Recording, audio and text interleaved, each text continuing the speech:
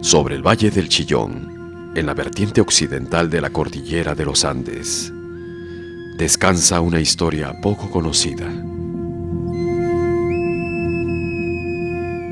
María Rostorovsky rescató parte de ella a través de sus intensas investigaciones. Encontré un documento muy interesante sobre el Chillón, que era un juicio entre 3 curacas, señores étnicos del lugar, los Colli, los Canta y los Quivi, de Santa Rosa de Quivi.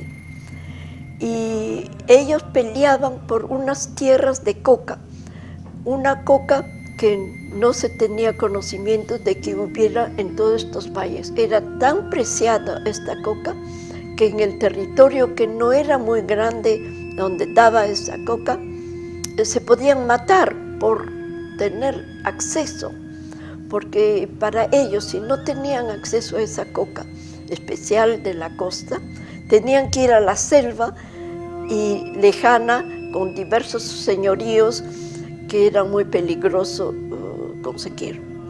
Entonces era una cosa sumamente preciada, y ese juicio es muy interesante, muy largo, porque muy minucioso, y como eran los documentos del siglo XVI repetitivos, y esperé 15 años para que la Universidad de Michigan lo publicara en entero. Entonces por eso yo estaba tan interesada en Coyique. Y después busqué en los archivos de acá, de Lima, que hay diversos archivos muy buenos, y conseguí mucho más información. Y entonces se me ocurrió hacer la historia del Valle del Chillón. Y con toda esa información de archivos pude confirmar que el curacazgo o señorío de Coyique, de Colli, que los españoles hicieron Coyique, iba desde el mar hasta Santa Rosa de Quivi, o sea, que se llamaba entonces Quivi. Y bajo el poder de este señorío, de este curaca, que lo llamaban Colli Cápac, había una serie de otros pequeños curacascos, todos subordinados al señor de Colli, que era muy poderoso y que habitaban un palacio fortaleza que hasta ahora existe, y envuelto sus tierras en una gran muralla que hasta ahora queda un pedazo chico, cada vez más chico, una muralla muy alta, muy ancha, que se podía caminar, un epimural como lo llaman. Y dentro de sus tierras había 2 fuentes de agua, o sea que el Coyique, si lo querían atacar los Canta, que varias veces intentaron, no podían subordinarlo porque estaba defendido por esta muralla, por su palacio fortaleza. Tenía bastantes tierras que podía regar, así le cortaran o desviaran el río, o sea que se reía de los asaltos que hacían los curacas de Canta.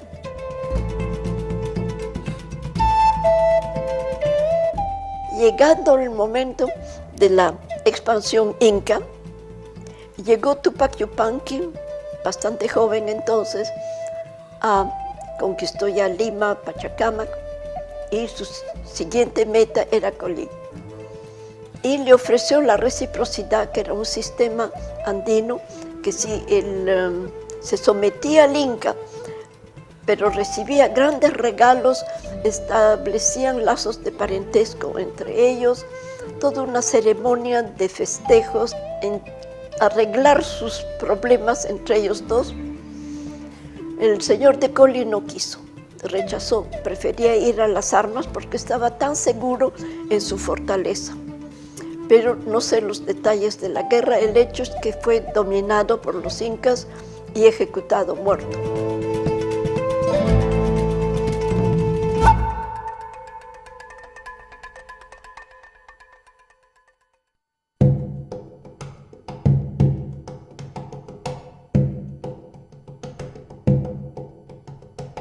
Durante 3 años recorrí con el Seminario de Arqueología de la Católica y la doctora Josefina Ramos de Cox y íbamos los fines de semana a caminar por todos estos sitios. Y poco a poco fuimos conociendo lo que se podía a través del documento. En nuestras andanzas encontramos 2 huacas, montículos, que debían ser huacas por su estructura. Y había una sequía, y en la sequía encontramos pedazos de cerámica en maranga, pedazos de diversos lima. Muy interesante, pero cuando yo me fui a España como agregado cultural a Madrid, y regresé después de 4 años y medio, ya no había rastros de la huaca, las habían arrasado para una ladrillera, sin haber estudiado, pero ni siquiera lo que se llama arqueología de salvataje. Nada se hizo. Entonces es así como en el Perú se pierde para siempre toda la información de nuestro pasado.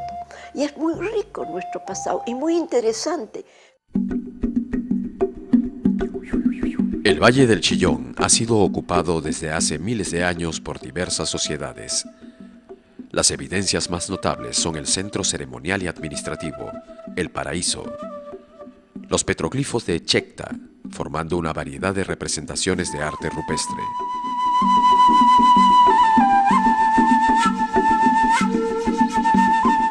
Las construcciones en forma de U, de Garagay y Huacoy,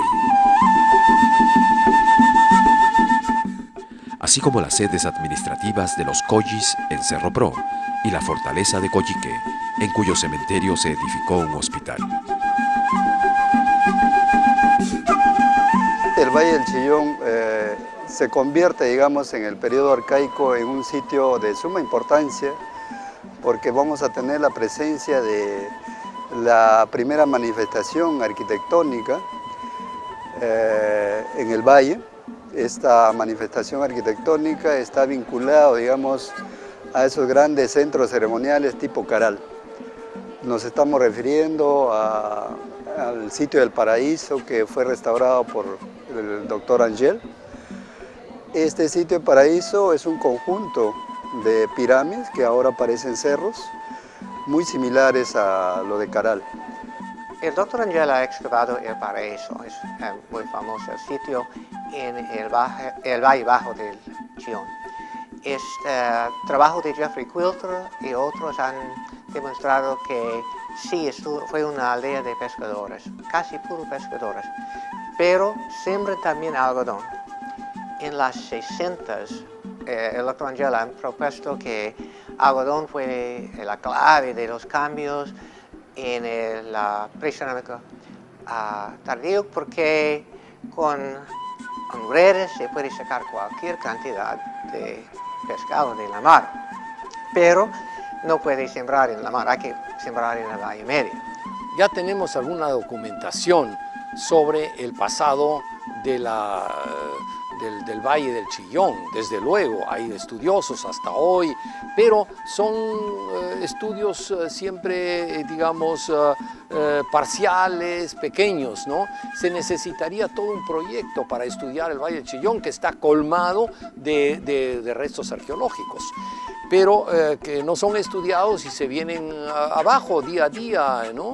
Perú tiene mundial, casi no hay otro país con los recursos arqueológicos, es famoso. Todos quieren visitar Machu Picchu, pero no solo Machu Picchu, los demás sitios, pero por falta de fondos, no por falta de ganas, muchos sitios como el Paraíso, como Checta, arriba de Buenavista, está abandonado y no hay control para la gente que quiere vaquear. Todo el templo de Huacoy está construido a base de barro y piedra de canto rodado, ¿no? Extraído probablemente de las cercanías del río Chillón. Toda la superficie del atrio principal nosotros lo encontramos prácticamente huaqueado, ¿no? Hay innumerables restos óseos, de cerámica, de textiles que podemos encontrar dispersos a lo largo de este templo. Una muestra de ello, por ejemplo, lo encontramos aquí, a nuestro costado, ¿no? Tenemos residuos de cerámica, tenemos osamenta y algo que nos ha llamado mucho la atención es esta pequeña bolsa, ¿no? En donde hemos encontrado hilos, ¿no? Hemos encontrado algodón, ¿no? Seguramente de una persona que hace textiles, ¿no? Bien elaborado, ¿no? Con diseños, ¿no? Con colores, marrón, negro, verde. Todos son colores naturales, ¿no? Que ellos teñían el algodón o la lana que intercambiaban con población de la parte de la sierra, y lo teñían con el verde de las hojas, con el negro del carbón, ¿no? Con el rojo de la cochinilla. Eran unos expertos textiles, ¿no? La cerámica, más bien, que podemos apreciar en la superficie, es de uso doméstico. Vemos residuos de carbón, son bastante sencillas, son vasijas, son platos, no tienen decoraciones, ¿no? Y eso nos demuestra que mucha parte de la gente que ha sido enterrada en este atrio principal es gente campesina, gente del pueblo de ese entonces, ¿no? La huaquería nos arruina porque nos cambia, revuelve las cosas, y un pedacito, un huaquito va a un museo, el otro va a otro museo. Ya no se reconstruye la asociación. Es como, por ejemplo, que, qué bonito botón, lo sacaron por ahí, ¿ya? Y saca el otro por otro botón. Entonces nosotros encontramos un botón ahí, pero ¿de qué camisa era? Hoy después encontramos la camisa, el tejido, pero el tejido, ¿y qué botones tendría? ¿No? Eso en forma simple, le digo, la asociación es importante.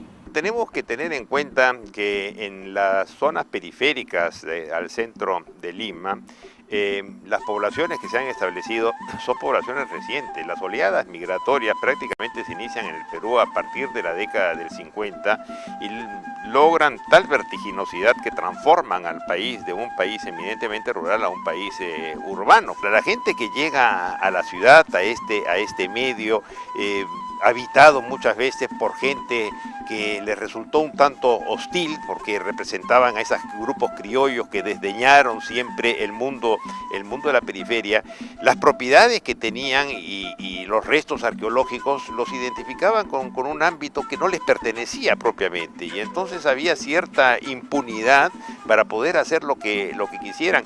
Es decir, si existían restos arqueológicos era para saquearlos, vender los huacos. Si a esto le agregamos una falta de conocimiento de nuestra historia, una falta de identificación con el sitio que se han establecido y una falta de conciencia ciudadana, obviamente ellos estaban dispuestos a hacer cualquier cosa para aprovecharse en términos inmediatistas de lo que existía ahí, y esos términos inmediatistas eran lo del huaqueo, y eso lo he visto yo en el caso de Garagay. Garagay es un resto arqueológico del periodo del Horizonte Temprano, ¿no? Unos frisos maravillosos, unos altorrelieves maravillosos, y ahora queda poquísimo. ¿Por qué? Porque las poblaciones colindantes no le prestaron ninguna atención, no supieron apreciar eso, y simplemente estaban más preocupados de poder ellos establecerse allí, construir sus casas, que proteger el patrimonio que existía en esa zona, ¿no?